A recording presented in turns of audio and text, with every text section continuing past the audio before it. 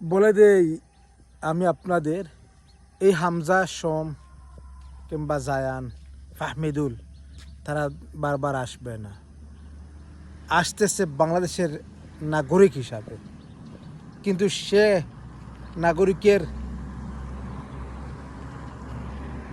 মূল্যায়ন দিচ্ছে না বাংলাদেশ ফুটবল ফেডারেশন। যদি মূল্যায়ন দিত তাহলে গত পরশুর ম্যাচে হংকং ভার্সেস বাংলাদেশের ম্যাচে তাদেরকে বসিয়ে রাখত। শুধু হামজাকে দিয়ে খেলিয়েছে, জামাল বইজাকে দিয়ে খেলিয়েছে, বাকি 3-4 জনকে বসিয়ে রেখেছে। যদি এরকমই হয়, বিশ্বাস, আমি মনে প্রাণে বিশ্বাস করে বলতে পারি বাংলাদেশে দ্বিতীয়বার হামজা কিংবা সোম, ফাহমিদুল, জায়ানরা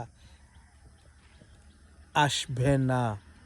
এই ফুটবল ফেডারেশন তাদেরকে সে মূল্যায়ন দেয় নাই বলে তারা ভবিষ্যতে কিংবা আগামী পর্বগুলো যে ম্যাচগুলো আসছে সেখানে তারা অনুপস্থিত থাকবে।